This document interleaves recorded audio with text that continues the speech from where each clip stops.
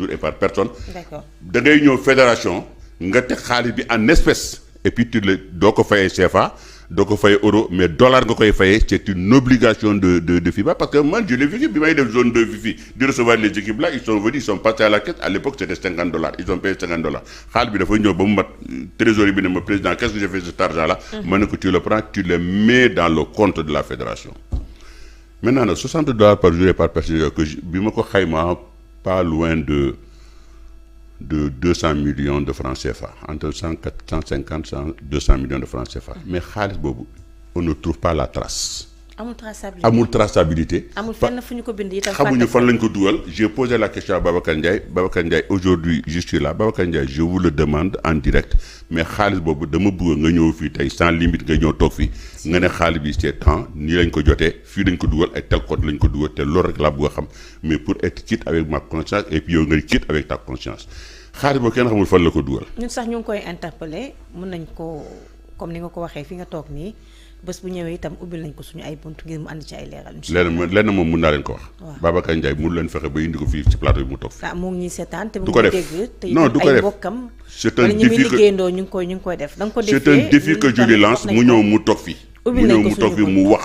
ubbil nañ ko ce qui se passe dans cette fédération là. on va y arriver ah. d'accord. ñu jógee ci xaalis boobu. Et tout le monde a vu le jour de la finale. Avant la finale, il y a eu les quarts de finale. Les quarts de finale, il y avait le stade était rempli, mais il n'y avait pas aussi rempli que ça. En demi-finale, c'était rempli. En finale, c'était rempli à ras de bord. ba nit ñi di toog ci gradin yi nga xam ne nit ñi fi nit ñi fi jàll toog ci nit ñi xam ne fi ñuy jàll.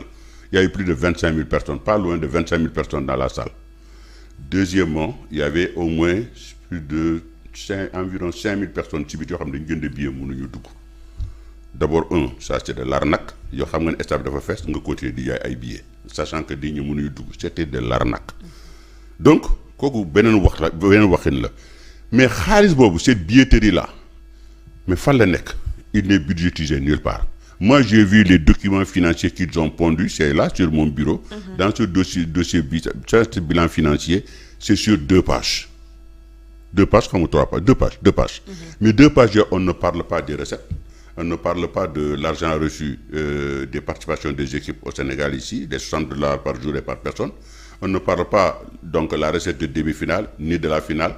On ne parle même pas de la dépense, le montant reçu globalement par l'ensemble des entreprises qui ont contribué justement à la demande du chef de l'État autour de Matar Ba, justement pour la réussite de cet afro-basket-là. Malheureusement, ils ne l'ont même pas réussi parce qu'ils ont été battus en finale. Parce que tu ne peux pas engranger autant de montants et avoir une salle aussi belle qui est l'Arena. Hein? Donc, on a mis des milliards dessus. Mais ça, oui, pour sagal le basket là. Et ce jour-là, pour la première fois, on a joué devant ton public. C'est pour ça qu'il y a eu du monde qui sont arrivés. Moi-même, j'étais surpris parce que je ne m'attendais pas à ce monde-là. Ce qui veut dire qu'au Sénégal, il n'y a que des férus de basket. Mais ce monsieur Babacar Ndiaye, yakana basket bi, reyna basket bi.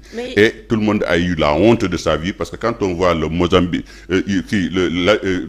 le Nigeria avec ces jeunes-là, des filles de 20 ans, 21 ans, 22 ans, jàpp Sénégal di ko malmené fii ba gagné ko fii ci biir dëkkam fii dafay ñaaw te rafetul jàppul. mais xaalis sponsor yi nga xam dañ koy faral di ko joxe loolu itam fan lay dem.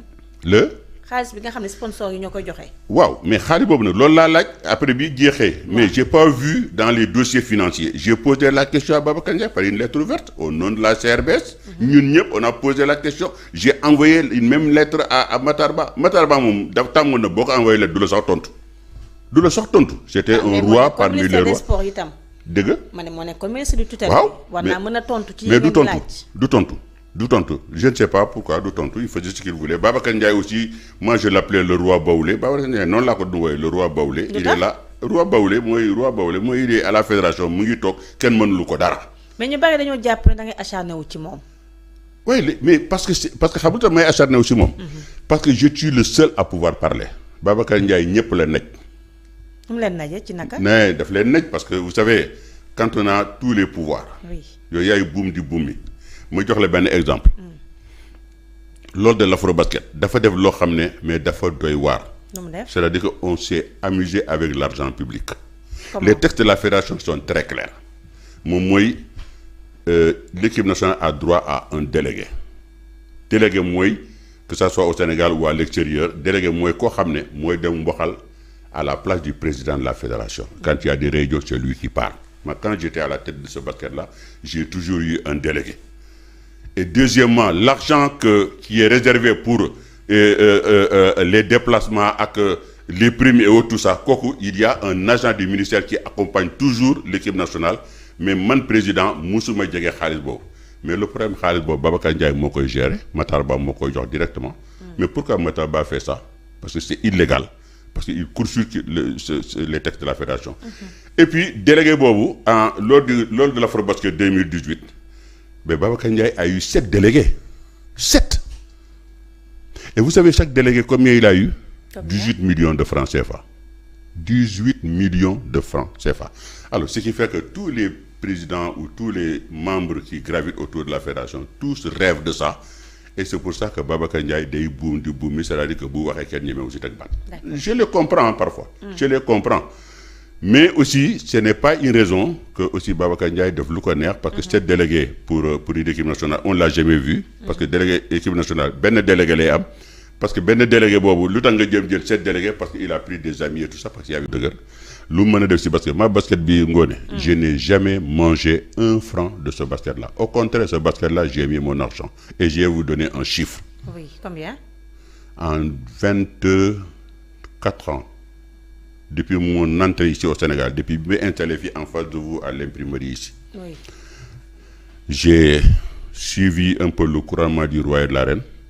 J'étais le deuxième bailleur de la fédération après l'État, le deuxième.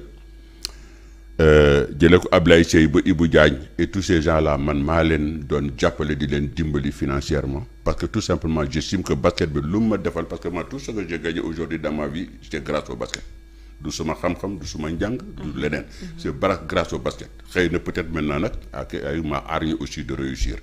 Donc je crois que le basket de l'homme indil et c'est tout à fait logique et normal que je me retourne justement pour essayer de le basket le basket. Ce basket là j'ai mis, furez-vous, plus de 300 millions, je dis bien 300 millions, pas 3 millions ni 2 millions, 300 millions de francs CFA en 30 ans. Même là de ce basket. C'est-à-dire que je sponsorisais le roi et la reine, je sponsorisais la fédération, le championnat. Donc, je le faisais. Malheureusement, Ablaye Sey, Ibou Diagne, tous ces gens ne sont plus là aujourd'hui pour en témoigner. Mais certains membres de la fédération sont là. Aussi aussi Et quand j'ai été élu à la tête de ce basket-là, j'ai voulu le relooker, ça va pour en faire un produit vendable. Ça va plaire à tout le monde. Et c'est pour ça que j'ai relooké le roi et la reine.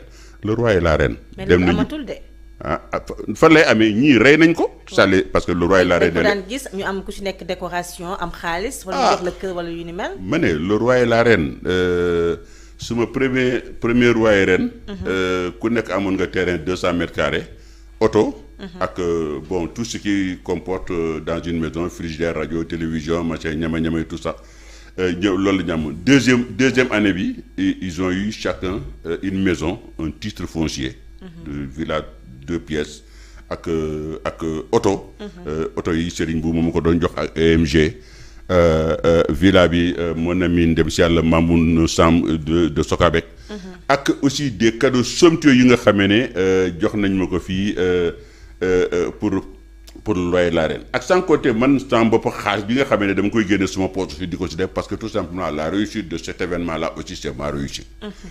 Et je suis arrivé à vendre le basket. Première année bi ma jëlé basket bi dama don ci biir stade bi dama don jaay espace yi 2,50 m à 2 millions mais je trouvais pas preneur. Donc ça la troisième année, je vendais l'espace à 5 millions, c'était rempli mais damay ñëw jour final bi gars yi ñëw ak sen chèque yoy sen banderole ñu monsieur Tagnan président on veut ma fa la leen di def. Je n'ai plus d'espace. Donc ce qui veut dire que j'avais réussi un peu mon pari, le basket était devenu vendable. Et la Côte d'Ivoire et le Mali, nous donnent Dieu topondo sur le roi et la reine. Le roi et la reine, à 17h, on fermait les portes, à guichet fermé. Mais à c'est mort. Alors, je vais vous dire que je vais vous dire taxi. Taxi,